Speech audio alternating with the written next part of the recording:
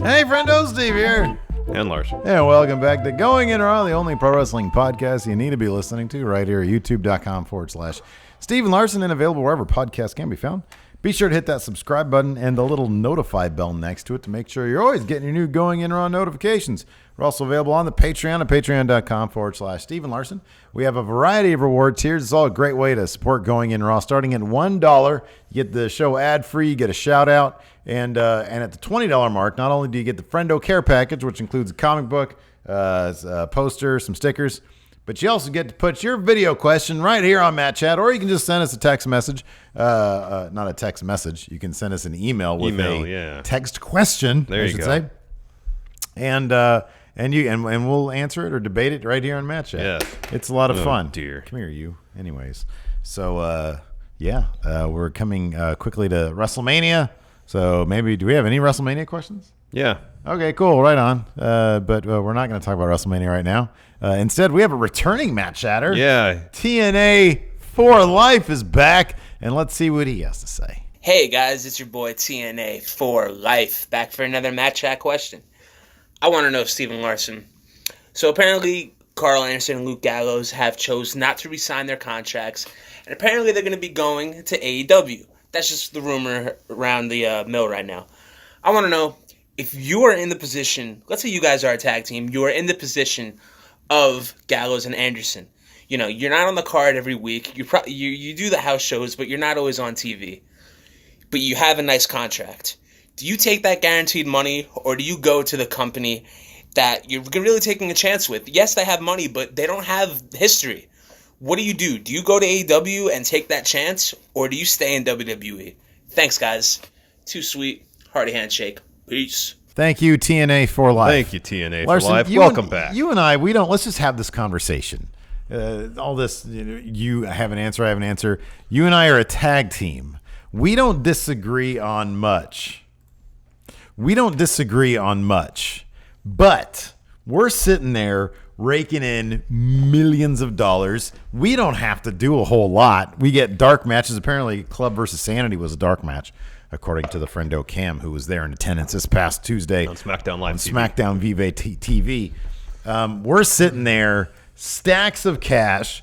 Evidently, according to the same report, Carl Anderson is able to see his family on a regular basis somehow. 2 days a week, I guess. If you're traveling back and forth at Japan, you're in Japan for weeks on end. Well, if you're doing the full tour, yeah, but so in between tours, I think you'd have time off. Yeah, I don't know. Was he wrestling in the Indies when he wasn't in Japan? I don't know. But he seems happy, and then Carl Anderson posts a little tweet with his little kid saying, "Don't believe everything you read." I think the club probably they're just using some leverage. Anyways, we're fine. We don't wrestle that often. We're not expected to do much. We're old. Well, in their position, they're younger. So, let's say, hey, we're in our early 30s, mid-30s. Yeah. Gallows is young. He's like 33 or 34. I think yeah. Anderson's like 37. Yeah, that sounds right. Dude, we're making a lot of money. We've already stashed enough for retirement. Well, come on. We're in the WWE. At any moment, they can put those titles on us. At any moment, a team can go down. Plenty of teams are going to be hightailing for AEW anyways. Let's just stick this out, and we'll still be on the biggest stage, making the most money with these titles. I'm sorry, dude, but the con dudes, they're not going to pay us the big money. Let's just stay here. We're good. Agreed? As you mentioned, we had a really good first contract at WWE. Got a decent nest egg sitting in the bank for retirement. And they're looking to double up on that. But maybe it might take a couple fewer dollars. Let's go have some fun with our buddies. Let's go. We have Finn and AJ here. Yeah, but we never get to see them because we don't get to do anything with them. I've been hanging out with Eric Young. That dude is fun. Yeah, but we can be hanging out with Matt Jackson, Nick Jackson, Kenny Omega, Chris Jericho. They're going to be our boss. You want those kids, those juniors to be our bosses? They're the boss of us. I feel like the Jacksons are both at least the same age as Doc Gallows. They're both in their juniors. 30s. They're small. Oh, get out of here with that. Here's the thing. Cool factor. I want to work with a company that's cool. I want to be on TV. Are they really I cool? want my kids to be able to watch me wrestle. on a weekly basis. They can't do that now. They're not really unless we cool. do set up the inflatable ring in the backyard. New Japan is I cool. think Carl Anderson has one of those inflatable rings his kids wrestling. I think he's posted videos on Twitter to that effect. I'm totally happy with that. And the thing about AEW, I get to see my kids perhaps more now than I did when I was working in Japan. But if I'm working AEW, we're talking monthly TV tapings. We're talking limited road schedule. I'm home 3 or 4 days a week. I'll take that over being home a day and a half. They said they want weekly TV and a full road schedule because they're paying so much money. They need to make a return on that investment. I understand that. However, same schedule. Same schedule? Bad schedule. Oh, I'll work with my friends.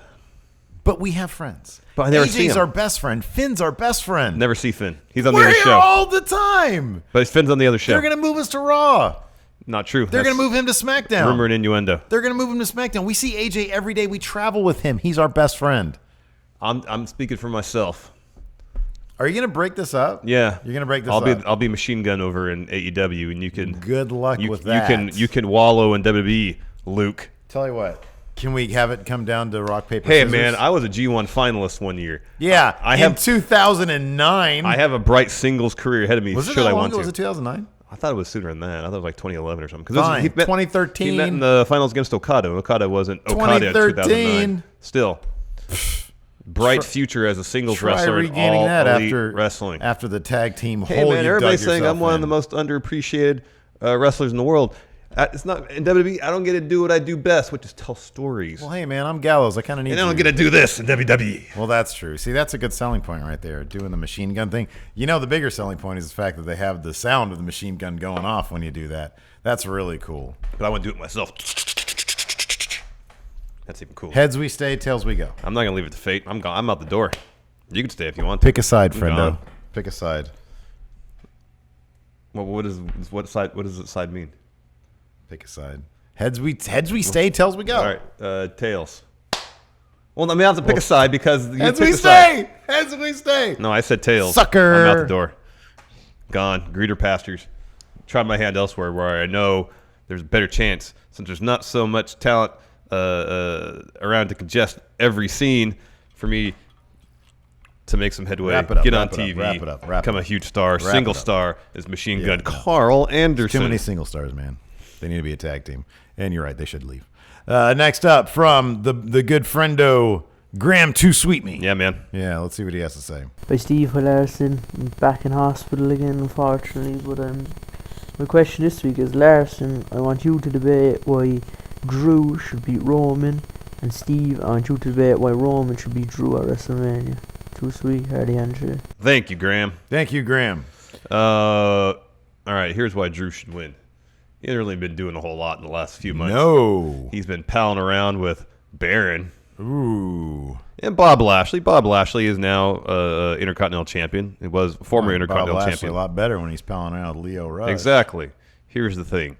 Drew should not be... Even before that, he was a henchman for Baron when he was general manager. It's terrible. In no universe should Drew McIntyre be a henchman. No. Nor should he even be palling around with anybody. No. He should be blazing a path of destruction on his own. Correct. And to get moving forward in that direction, Yes. path of destruction, Yeah. destroying everybody and everything in Yes. his sight, it has to start at Mania. Right. And unfortunately, that means Roman has to lose. Incorrect. That is the stupidest thing I've ever heard you say. Wow. That was dumb. No way. Drew cannot beat Roman. Roman just came back from having leukemia. What you're saying is stupid. Graham asked me to make an impossible argument, basically. No, I kind of like your side. I wish you would have given me Drew. He totally should win. He totally should win. And I'm like, part of me thinks that Roman should turn heel too.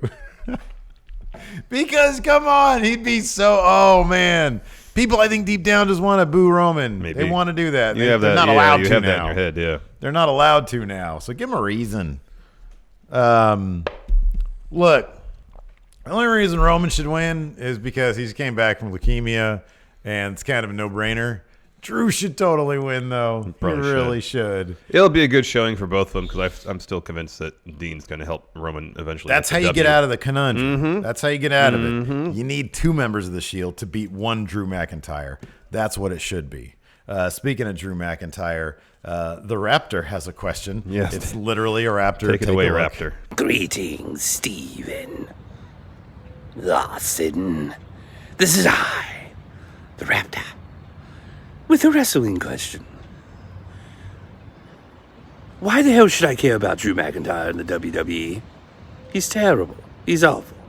Give me a reason, or I'll eat you.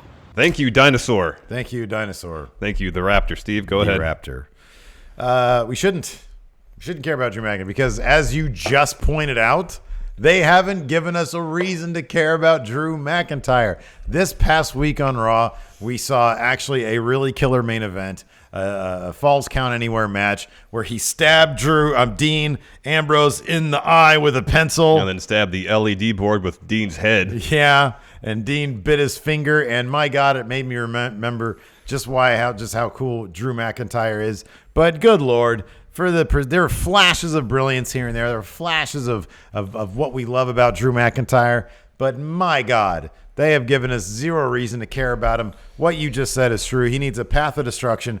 Possibly the way to really put him back on the map, have him beat Roman Reigns.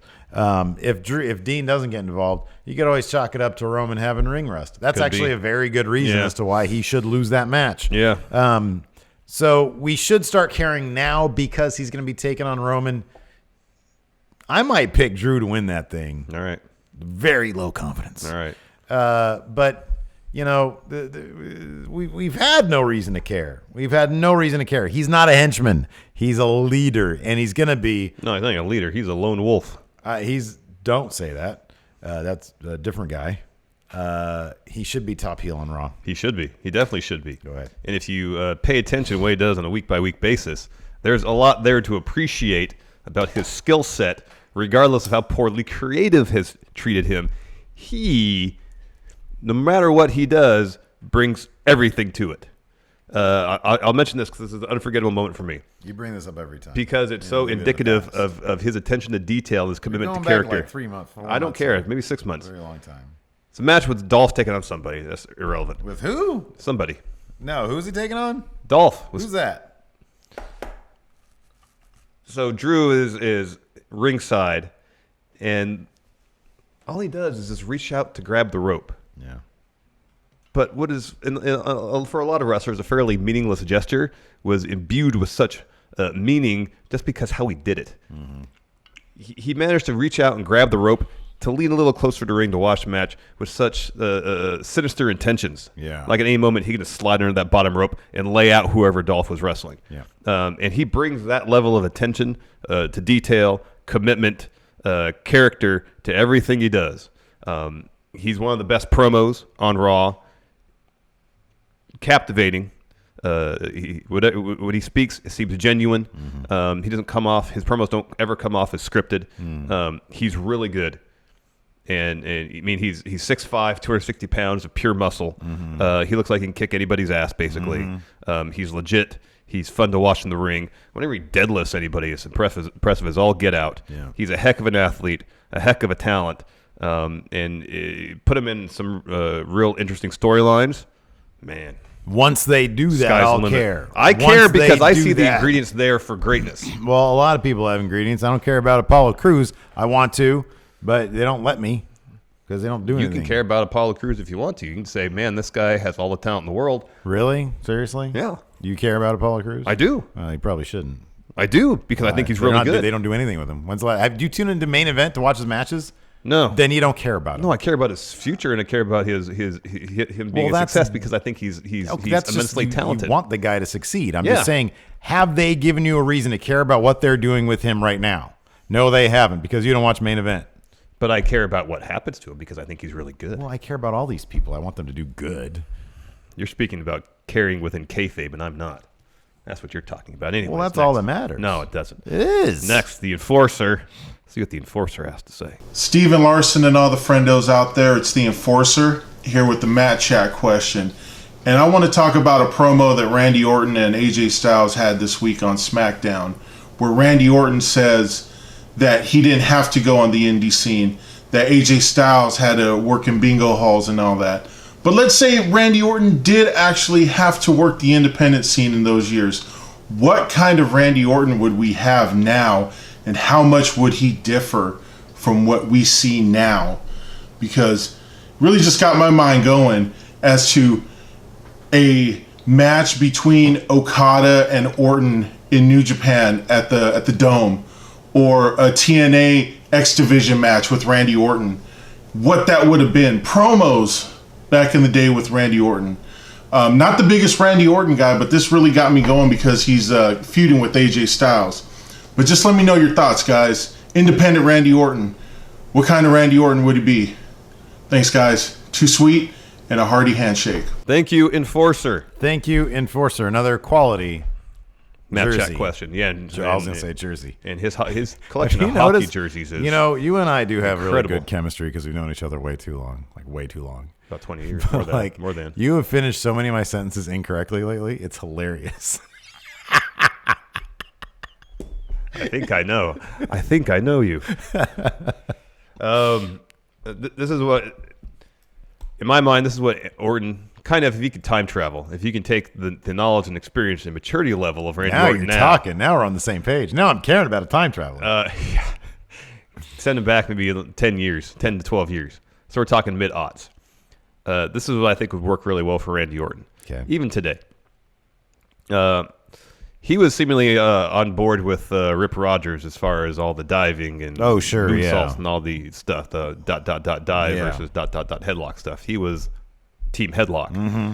So imagine if he were out in the indies and he fashioned himself the anti-indie star. Remember when Mick Foley was in ECW and decided, I'm not doing hardcore matches anymore. Yeah. I'm wrestling traditional mat-based wrestling. Yeah. The heat he got on that. Imagine if Orton, with some really, really strong character work, went to these indie shows against all these high flyers, these guys do all these incredible spots, and he says, nope, none of that. Headlock for you. Yeah. The amount of heat that he would get doing that kind of stuff. I think that'd be pretty cool. I think it'd be good. I think if you go back to Randy Orton's origins, if WWE was like, no, we don't want people like you, and Bob Orton, Bob Orton did something to piss people off, and Orton had to start in the indies, I think he'd just be Samoa Joe. He would look like Randy Orton, and he would look a lot older because he wouldn't have had the luxuries of the WWE. He wouldn't have had his bust. Exactly. So he'd probably look a little more grizzled. But I think it'd be Samoa Joe. I think Samoa Joe's a guy who started around the same time. He's got the same level of intensity. It's just Samoa Joe did it. I don't think anybody has the same level of intensity as Samoa Joe. Oh, I think Orton has it. Oh, absolutely. I think Orton phones it in so you don't see it as much. I think Samoa Joe has much more consistency with it. That's for sure. But when Orton brings it, Orton brings it. So yeah, I think on top of that, I think part of the Randy Orton thing is that he's been in the same place for so long. That's why he phones it in. Could be. Samoa Joe has traveled the world. He has wealth of experience, perspective. Yeah. So I think he'd be like Samoa Joe, only Randy Orton. I think that's what we'd get. He'd be like Samoa Joe, but Randy Orton. Well, yeah, you know what I'm saying. Yeah, though. I know what you're saying. He'd be a guy that everybody's chomping at the bit to get to WWE. That's what he'd be. Next from the Hall of Famer, Christian. Hey, Steve. Hey, Larson. I'm out here in the depths of night to ask you guys a Matt Chat question. My question for you guys is the lineage of championships, and specifically the WWE and Universal Championships. My question regarding these is this. Since the Universal title was introduced in the summer of 2016, which belt has more lineage? So starting from Finn Balor as first champion and Dean Ambrose as the WWE champion to present day with the new Daniel Bryan and Brock Lesnar. Which title has a more impressive lineage? Too sweet, hearty handshake. Thanks, guys. Thank you, Christian. Thank you, Christian. All right, go ahead and win this argument because you kind of have the upper hand here, Steve. There's no right. There honestly is no right answer here. There really isn't. It's a great question, though. It is a good question. I would actually personally say, and look, you can be real about it because we could just talk about this. Look at the breakdown here. You got the Universal Championship just is more along my line. Finn Balor kicked it off, which was great. That was like basically his debut. Then it was vacated because he got injured during that match. And then Triple H handed it to Kevin Owens. We're both huge marks for Kevin Owens. Mm-hmm. I love that Goldberg had it for a month. That's awesome. And that was a killer feud between him and Lesnar. Lesnar got it back. And Lesnar, just by virtue of being Brock Lesnar, being a part-timer, that's the marquee title. That's the title that they really wanted Roman Reigns to have to solidify him as the guy. Mm-hmm. And granted, a long time of that now since really 2017. So the past 2 years, yeah, it's been a mess because of the Reigns-Lesnar thing. Reigns got it at SummerSlam last year. Had to unfortunately vacate it. Right. Brock Lesnar got it back at Crown Jewel. Yeah, because he beat Braun Strowman. Yeah. Allegedly. I never saw it. But it says on Wikipedia there, so we got to take that as the truth. Right. But I mean, it's obviously it's the big title. It's the one they all consider a big deal. Daniel Bryan I don't think he'd ever have the Universal title. I don't think, Kofi Kingston would be, fighting for the Universal title. It's the rarefied air title. And because of that, and Roman Reigns and Brock Lesnar, I think it's treated as the most prestigious belt because they wish it so, but also because of the people that have held it. I think one kind of feeds into the other. The fact that Brock had it for almost a year and a half. Mm-hmm. He's had it twice. Yeah. You had Kevin Owens, Goldberg, and Roman Reigns as well as Finn in that list, and it's a pretty prestigious list. And not to take away from anybody who's held the WWE title since about the middle of 2016, because there are some really high-caliber wrestlers. You got John Cena, his record-tying title reign was with the WWE title. Yeah. Granted, he only had it for about 14 days. 2 AJ Styles reigns, one of which was more than a year. Which were great. Yeah. And Daniel Bryan's doing great work right now. Currently Daniel Bryan and Randy Orton had it briefly. Mm-hmm. However, I mentioned John Cena's reign of 14 days, completely transitional. Yeah. Bray Wyatt had it for almost 50 days. Again, more or less transitional, get that belt on Randy Orton. Yeah. Who himself was oddly somewhat transitional because he ended up dropping it to Jinder Mahal. Yeah, almost, yeah. Who had it for 170 days. Yeah. In hopes, we had read that they wouldn't put the belt on Jinder in hopes of making advances in the market in India. I don't know if that ever really panned out. Creatively, his reign was hit or miss. So it's one of those things where we both acknowledge it's by and large crap, but we really like Jinder. So. Yeah, and there was moments where it was entertaining. His feud with Nakamura was not good. No, it was very bad. What was the best thing they did with Jinder in that title? It was probably the stuff with Orton. The matches weren't good, but some of the promos were okay. Yeah, it was. I think we enjoyed Jinder to a degree. Well, number one, it was the guy who. Here's what I liked about Jinder. He had obviously, and I know that a lot of people looked at him and was like, "Man, there's no way he can't be enhanced in a certain way because of how he came back." But he obviously also worked his ass off. Mm-hmm. He was an out of nowhere option. I'm always a fan of that. Yeah. And then there was some good work there. He was doing everything he could. Yes. And I really love how they repackaged him to make him look like a big deal. But was it a success? Probably not. No, I don't. Probably not. I don't think it was. And then they've, since then it's just been AJ and Daniel Bryan. Both those reigns have been really good so far. But when the belt is treated as kind of the B title by the company, it's the. I mean, it's the Universal title that has the better lineage because it's treated as such. Okay, well let's ask this then. What out of all these has had the best single reign? It's got to be AJ, right? AJ or Daniel Bryan right now? Daniel Bryan's had that thing for AJ had it forever. 5 months. AJ's had it forever, but I can't think of a feud that the Joe feud. That's the best feud he had. The Joe feud and the Nakamura feud had some good matches. Yeah, good matches. We were just sad that Nakamura never had it. Never got the title. Yeah, but at the same time, I don't know. It just the only really good match between AJ and Nakamura was their last one, the last man standing one. The very last one.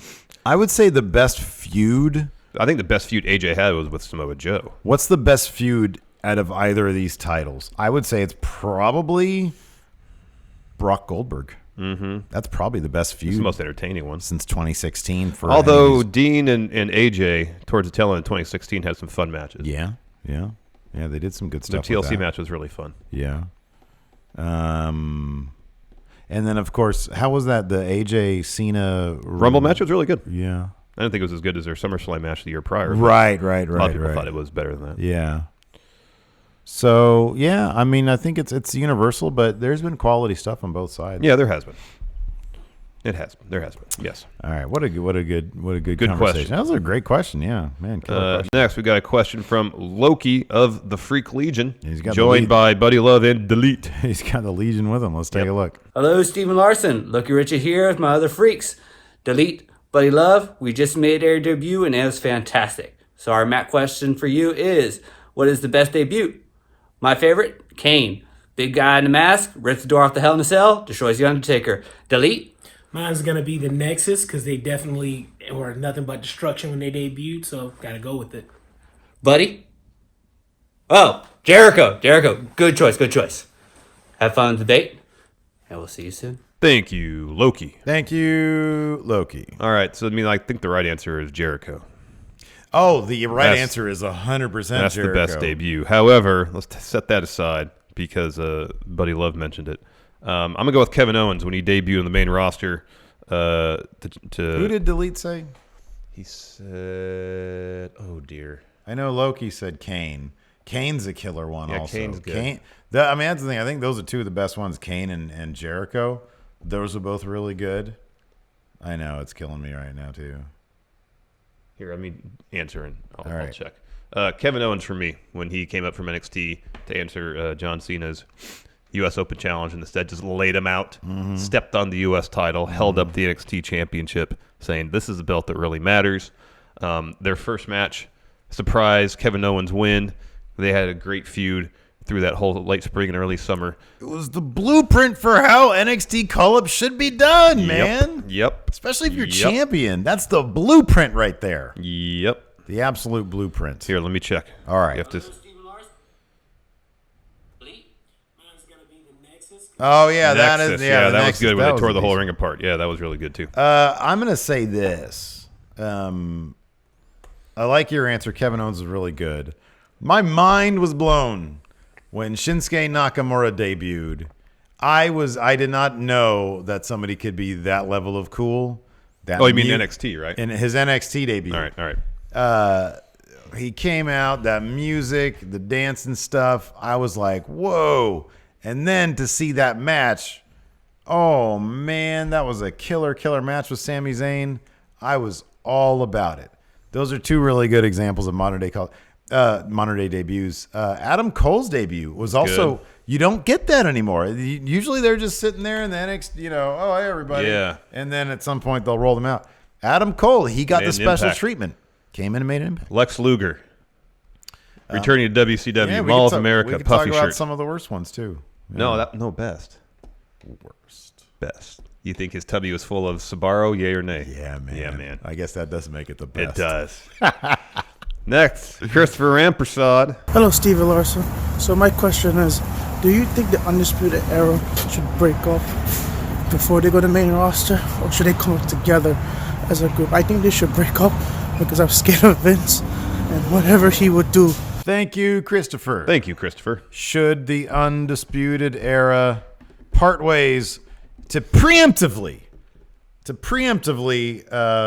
avoid them being misused as a group? I'm going to say no, because if they debut not as a group, they'll probably get back around to being a group. But no, I feel like you're just doing what you're worried about doing in the first place. Which the worst thing Vince McMahon could do is break them up, or keep them off TV. That's literally the worst thing he could do. Is we just don't see them. But no, they need to have a strong, impactful debut. And even if they don't, they need to be together because just the sight of them together is really cool. So no, I think you just be shooting yourself in the foot if you do that. Oh, are you done? Yeah, I'm done. Tell us how you really feel. Probably not. No, you shouldn't break them up. But Is there a reason why they should? Looking at how they're being booked in NXT currently, you could say that maybe the story arc they're going to tell, it might eventually lead to them breaking up, because they keep on saying, especially Adam Cole, draped in gold in 2019. Yeah. If that doesn't come to fruition, there's going to be some tension between members of Undisputed Era. Potentially. Which could lead to a dissolution of the group, a breakup. Yeah. And if that were to happen, it'd be unfortunate because they're great together. But unless they can rekindle the chemistry they had before Bobby Fish returned, I can definitely see a situation where they might be broken up. And then Kyle O'Reilly, Bobby Fish would continue on as tag team. Redragon continues. Roderick Strong could go after singles gold, as could Adam Cole across the various brands of WWE. Entirely possible. There you go. It's the best I can come up with. Next up from Zach S. Let's see what he has to say. What's good, Stephen Larson, many friendos out there. It is your Match Out Hall of Famer, Zach S. coming at you with another Match Out question. Question this week is, Stephen Larson, this year with guys like Ricochet, Aleister Black, probably the Undisputed Era, and a couple other guys being called up most likely, do you think we will finally see Keith Lee get a actual legitimate decent push, or do you think that ship has sailed? Do you think Keith Lee sort of at his height or at his peak in NXT right now? Thank you, Zach S. Thank you, Zach S. I hope so. Yeah, I kind of feel like they're waiting for the clearing of the decks a little bit before this new crop really took hold. We're finally getting like Matt Riddle. He's getting his North American title match at TakeOver probably. I mean, they kind of teased it the last week, yeah. Well, yeah. And then and Keith Lee is sort of in his class. He's probably going to have a match with Dijakovic at TakeOver, I would hope. And that should be a killer match. Hopefully, if that match is as good as we hope it is, as good as we've heard they can perform, hopefully that will be the springboard for something major for both of them. Yeah, I think that's the case. I think that the new guys are kind of getting their footing still. I don't think they've even scratched the surface of what they have planned for Keith Lee. Oh, yeah. I mean, the reactions he's going to get, I think, are going to be are going to push him to the top. He's money. He's a lot of money. He is. He's really good. Next up, Luis Arezia. Let's see what he has to say. What's up, Stephen Larson? It's the Rain Trigger, Luis Arezia, longtime friend though, first time match hatter. And my question is, should the NXT North American Championship have an option C, like the X Division title and TNA? I think so. Guys like Dijakovic, Keith Lee, Matt Riddle, these guys can put on quality matches for the NXT title, and if they just cash it in, they automatically get an opportunity. That's it for me. Too sweet, hearty handshake. Thank you, Luis. Thank you, Luis, and welcome. No, that's a TNA thing. WWE doesn't do TNA things.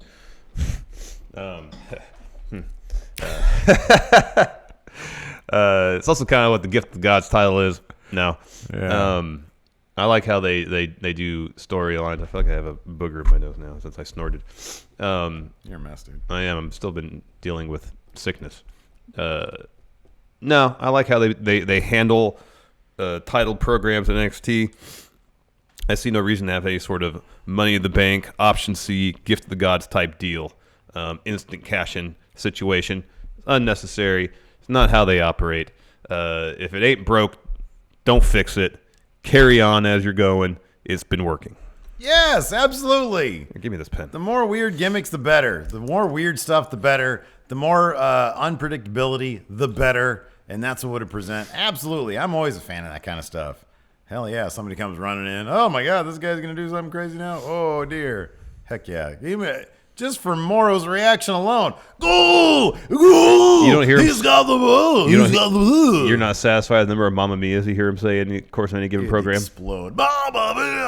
Option C is now on the table. Oh, I can live it. Yeah, man, absolutely. No way.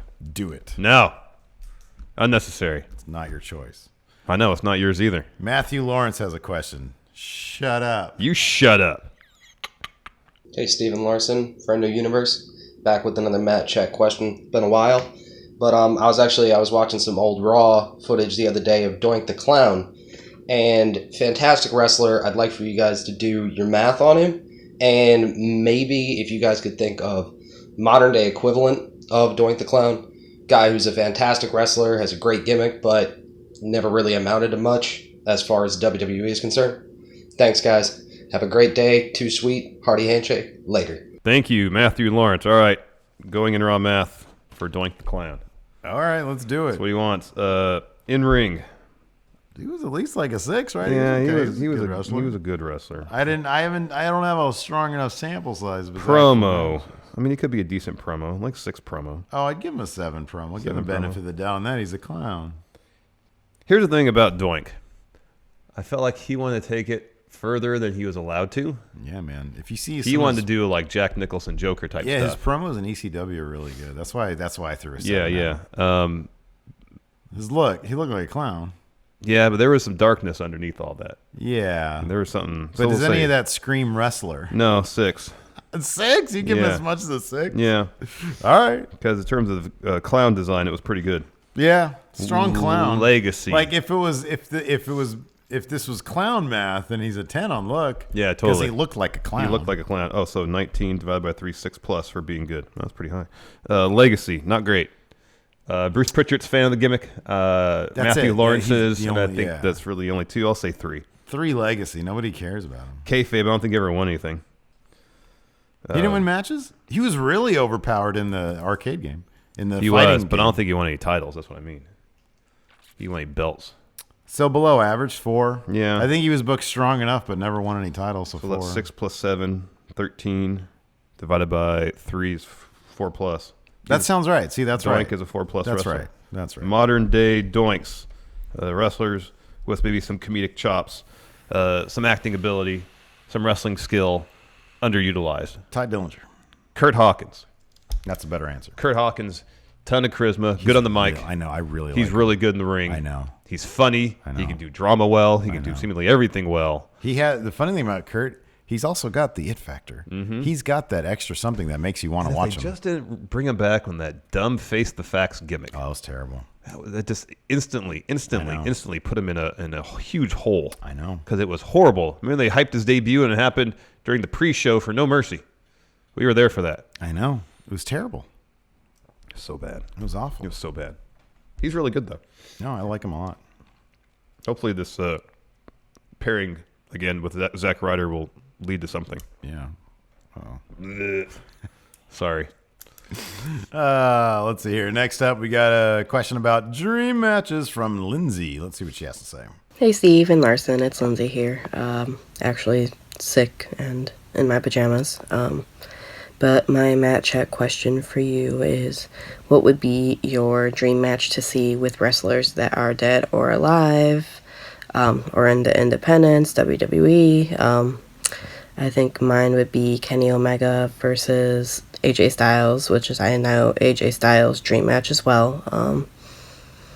I would love to hear back. Thank you, Lindsay. Thank you, Lindsay. I'll go. No, you go first. I'll go first. All right. I have a couple. Okay. Shawn Michaels and Kenny Omega. I just thought of this one too. I think this would be really good. Ricky Steamboat and Kenny Omega. Ooh. 2 guys that worked fast, and faster. Why don't you just go straight to Randy Savage versus Kenny Omega? How do you know I wasn't going to get there? Are you going to go there? Macho Man versus Kenny Omega. Yeah. How about then? No, I want this. I'd rather have this. Macho Man versus Okada. Ooh, yeah. Yeah. All right. That's good stuff. Yeah. No, man, you know what my number 1 is? Eddie Guerrero See it versus written down here. Andrade Cien Almas. See it right there. It's written down. Well, they can't see it. Well, you asked me. You were looking at me when you asked the question. You weren't looking toward the camera. You're looking at me. That'd be a killer match. It'd be really good. The mocking these days that Almas is doing. With I got to see a face Eddie match too. Yeah. He was going to take on the U.S. champion. The Nitro I was watching last night. Oh, yeah. Bash at the Beach is coming up. U.S. champion was, I forget who, but he was going to take him on. Yeah. And I hope he won. Me too. I don't know how What year it was go. this? 96. Bash at the Beach 96. Bash 96. Bash at the Beach 96. Well, that's one where Hogan turned. Correct, yeah. Yeah, the Luger and Sting and all them were in Sting makeup. Oh, yeah. Oh, yeah, Steven Regal. Really? No, that's not right. Well, it says for a singles match. That's not for the U.S. title. U.S. champion at the time was Conan in 96. All right, well. It must not have been Bash at the Beach then. That's weird. Weird. All right. Well, If your timeline's mixed up a little bit there, Steve. Anyways, next question. Richard Morris, non-wrestling related, but it's a good one, so we'll answer it anyways. Hey, Stephen Larson, Richard Morris with another Matt Chat question. Non-wrestling question this week. Which movies do you love that were, if you come across them on TV, could be halfway through, could be 3/4 of the way through, could be 1/4 of the way through, that you'll stop and watch? I did this just yesterday. Happy Gilmore was on. That's one of mine. I can stop and watch that in the middle of anything. Same thing with Waterboy. Deadpool, and Avengers Infinity War, Iron Man. Those are the types of movies that if I come across them, I'll stop, I'll watch them. Doesn't matter where it is in the plot during the movie. So, once again, top 5. Too sweet, hearty handshake. Thanks, guys. Thank you, Richard Morris. Thank you, Richard Morris. I'll list some. This one we're in total agreement on. Zodiac. This is literally the first thing I thought about. You actually drew a little doodle. I drew, well, at first I was like, yeah, here, like Zodiac. I wrote Zodiac, but then I drew a picture of Zodiac right here. Yeah. It's completely and totally rewatchable. You can just, it could be a half hour before it ends, and I'll still watch that last half hour, man. Because here's the thing. The final scene, the final scene, but then the scene before that when Graysmith, when what's his face, Jake Gyllenhaal, is talking to Bruce Banner in the diner. Yeah. When Mysterio is talking to Bruce Banner in the diner. Yeah. And he's like door to door, where Paul Allen, Arthur Lee Allen, lived.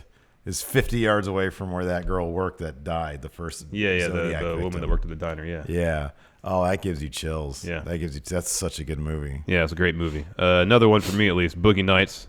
Oh. We see that movie. We saw that movie 7 times in the theater. Yeah. Together. Yeah. Just completely rewatchable. Mm-hmm. Empire Strikes Back. One of my favorite movies ever. Watched it a ton as a kid. Never get tired of it. And also, similarly, Star Trek II, Wrath of Khan. Super quotable. Super rewatchable, man. See, Wrath of Khan, I'm totally with you on that one. If it's a Star Wars movie, give me the most recent The most recent is Solo, not that one. That's turn off quick as you can. Last Jedi, I can watch that from any point in that movie.